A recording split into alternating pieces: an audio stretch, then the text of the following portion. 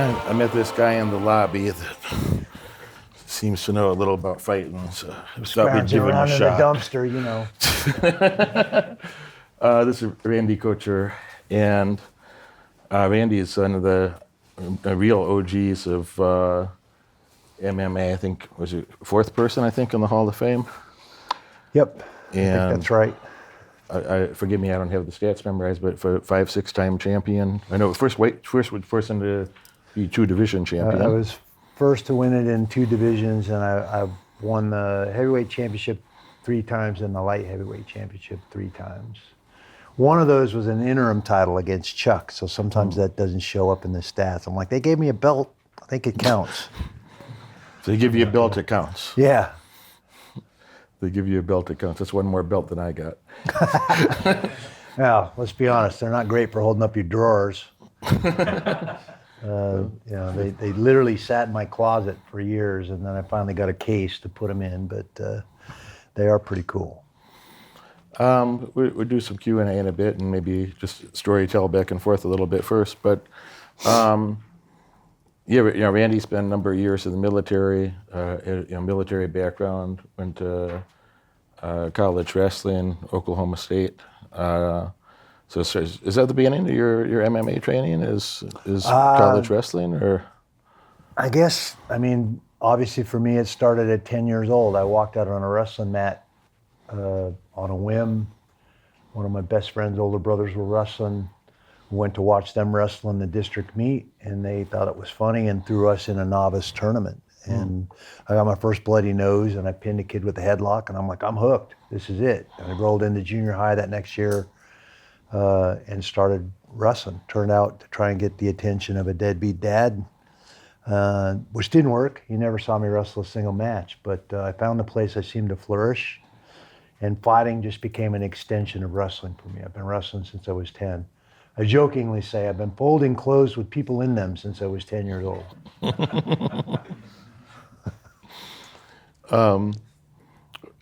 UFC is pretty early stage. What is the first UFC event that you're at? My first UFC was UFC 13. 13. I think the first one I ever saw was 8 or 9. And one of my college athletes I was coaching, I was the assistant wrestling coach at Oregon State at the time. And one of my college athletes, they were all coming back into town in August to start training and get ready for the season and start school. And he's like, oh man, you got to see this. And he plugged this VHS tape in. Yeah, it was that long ago. Of this fight. And I was like, oh my God, that's Don Fry. I went to college with that guy. I knew him. So I was immediately intrigued and interested in the sport because I'm watching this guy I knew very well compete in it. But it was different back then. It was a freak show. There were very few rules. You could there were literally 4 things you couldn't do. You couldn't eye gouge, you couldn't fish hook, you couldn't groin strike, and what was the 4th rule? Pull hair? That didn't come till later. You could pull hair back then. My UFC 13, Eric Paulson got yarded around the entire cage by his ponytail against Christoph Leninger. And it was after that fight because it was boring as hell. Couldn't do anything with your head, pulled back. That they biting? Discontinued biting. There you go. There's the 4th rule. No biting. Imagine that. You could headbutt. Wear gloves, don't wear gloves. Wear shoes, don't wear gloves. Wear gi, don't wear gi. You could kind of do whatever you wanted back then. And then they started running towards regulation and creating rules almost every show. There'd be a new rule or a new couple rules, things you could and couldn't do. So it was interesting back then. You had to think on your feet, make adjustments. They didn't give you a lot of lead time. Oh, we're adding this rule. You usually found out about that rule change when you got to the event. Like, well, I would have liked to have trained in that scenario, but it was what it was. So that era, UFC 9, 10, 11, 12, right before you're showing up, is like, this is Mark Kerr, Mark Coleman era? Coleman for sure. Kerr didn't come till later. Okay. But Mark Coleman and Don Fry were the 2 wrestlers that I knew very, very well. Fry was the one I was teammates with at Oklahoma State, which was like, oh my God, I know that guy. That drew me to the sport. And then we had a few other wrestlers that stuck their toe in the water for a short time. Kenny Monday, Kevin Jackson, there was some very good high-level wrestlers that tried the sport but didn't stick with it. It didn't go very well for them. I was part of this kind of second generation of fighter. I think that first generation of guys was out to prove that their style of martial arts was the best style of martial arts. I mean, that's what Royce Gracie was representing Brazilian Jiu-Jitsu, and that's why they picked him, because he was a smaller athlete and was going to use that Brazilian Jiu-Jitsu to get guys out of position and submit them. And everybody's like, what the hell? How did that guy just submit that 280-pound dude? That's crazy. But everybody was out to kind of prove that their style was the best. You had Jimenez with one boxing glove back then. I mean, what are you doing with a boxing glove in an MMA fight? But that's just the way it was. And then I kind of came in at the end of that first generation of fighters and was an advocate in that second generation of fighters for cross-training. I knew my wrestling was a great place to start, but it wasn't everything I needed to know. And so we started doing all this cross-training to learn the other skill sets that we knew we were going to need to be well-rounded fighters. And that's that second generation. And now I think we're in this third generation of fighters that saw us. Like, that's what I want to do. They didn't care about a belt, a style, nothing. They started training specifically in mixed martial arts. And I think we're seeing this kind of hybrid sport has grown and become the combative sport for this generation through this third generation of fighters that doesn't care about a belt and anything like that. They just want to be in this sport. So it's been interesting. What do you think has changed in the personalities over the years? You know, when you talk about those goals that, you know, some guys just want to be, there's like, I know I want to do that. But yeah. Well, back in the early days, there were a lot of fights in the hotel and fights at the after parties and things like that, because it was a little bit different. It was more of the tractor pull crowd, and they weren't considering them. It was a fringe sport, and they weren't acting like professional athletes. And then I think in this second generation, we started treating it like a profession, and a lot of that stuff went away. A lot of the shenanigans and the altercations at weigh-ins and stuff like that, until Dana White came along. And then that's the kind of stuff that Dana liked, because that generated heat. He thought that sold pay-per-views. So that's the kind of stuff that he started rewarding. And Tito was one of the first guys to do that. And, you know, before they bought the company in 2001, who was Tito and Chuck's manager? Dana White.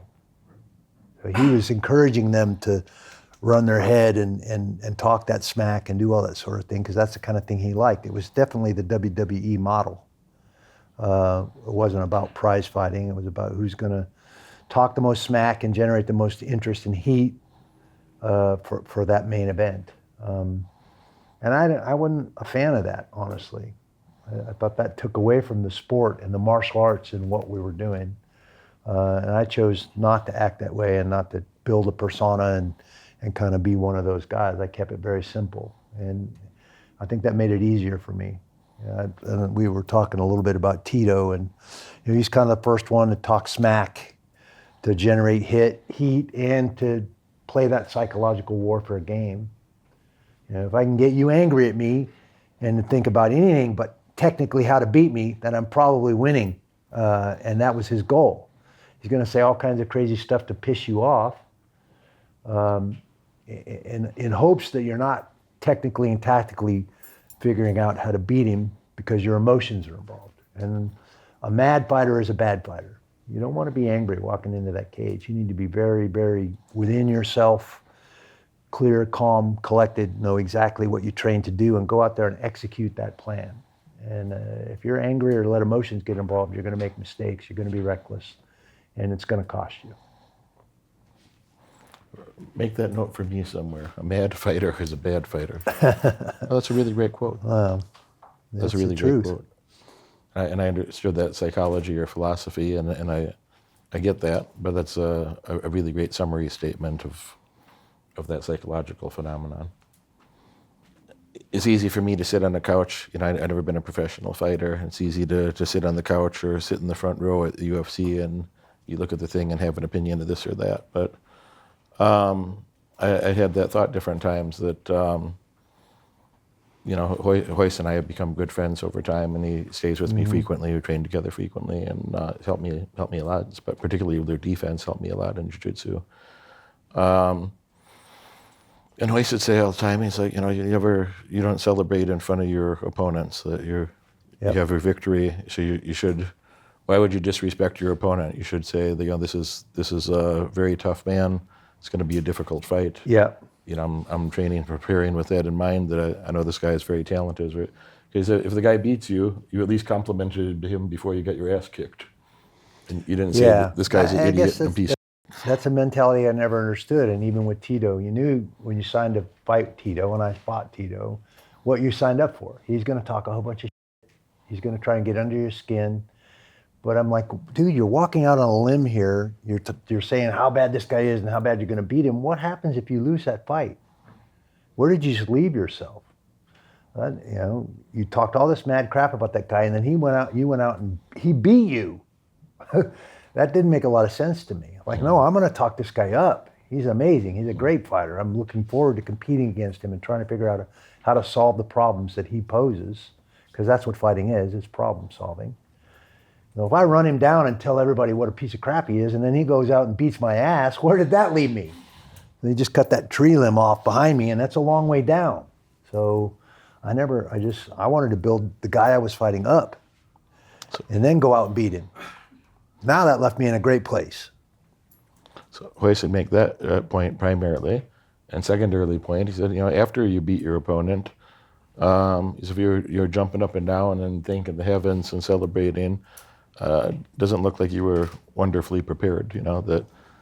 Maybe you were just as surprised you won as... Yeah. You say his father would tell him that...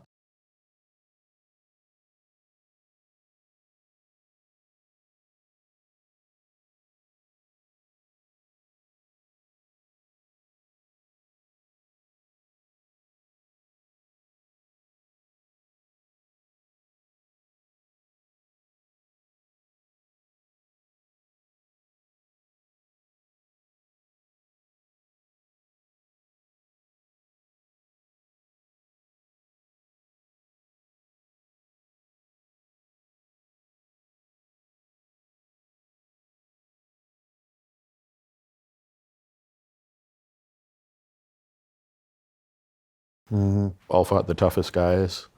And, if you beat your opponent, you were respectful about it. You're not trying to disrespect the guy or his family or something. And I always thought that was a more confident, a more scary guy, in the sense of that guy looks very confident and prepared, versus a guy who's kind of trying to hype himself up, that maybe he don't even believe that himself, Yeah, I a lot of times felt like there was a mask, a facade that was being put up there, and there was somebody that was very scared and a little concerned behind that mask. They're talking all that smack and creating this image that they're competent, but there was something different going on behind the scenes. And you can tell a lot of times, that first time shaping up after weigh-ins, you get a look at that guy's eyes. And this is when I knew I had Tito beat. We shaped up after that weigh-in, and he's cutting weight, and we're both cutting weight, and he's got the lip sweat going, and I could tell, that psychologically he wasn't in the best place. It gave me confidence. Belfort, when I fought Belfort the first time, he tried an old tactic in boxing. He tried to ice me. I'm in the cage, I'm the challenger, and I'm waiting in the cage for over 10 minutes for him to come out when he's been called. So I could have let that get in my head psychologically, like, oh man. But, I'm sitting out here waiting for my opponent to come and make his appearance into the ring, but I thought, he's scared. In my mind, I went to a completely different place, and it gave me more confidence. Like, this son of a bitch ain't coming out because he's scared. He don't want to be out here. And that gave me more confidence that I was going to win that night, and it worked. But psychologically, there's a whole lot going on, and that's a huge piece of the puzzle. I felt very blessed that coming from the National Wrestling Program, where I had a sports psychologist I could call anytime I wanted and learn some of those psychological mental skills, is what I call them, to deal with the adversity of our sport, gave me a leg up in many ways. I knew how to emotionally unplug and stay laser focused on exactly what I trained to do. And nothing was going to get in the way of that. Not anything that guy said or anybody else, the media or anybody else. You stay laser focused on what you're trained to do. Stay composed, and go out and do exactly what you tried to do. Didn't mean you're going to win, but if there's a flaw in your training program or you made a mistake in the fight, that's something you can recover from and you can fix. Losing isn't the worst thing that's going to happen to you. And I said this 1,000 times. If losing the fight is the worst thing that happens to me in my life, I'm doing pretty damn good. So keeping it in perspective. Your family, the friends, the people that really matter in your life aren't going anywhere just because you lost a fight. And we have a tendency to put so much on that it breaks you when you lose. And you can't allow that to happen. You got to stay within yourself, recognize that loss is an opportunity for you to learn and come back and be better and be stronger. And in my mind, that's championship spirit. It's not the guy that won all the time. Look what happened to Rousey when she finally lost the fight to Holly Holm. She almost offed herself. She was pretty open about that.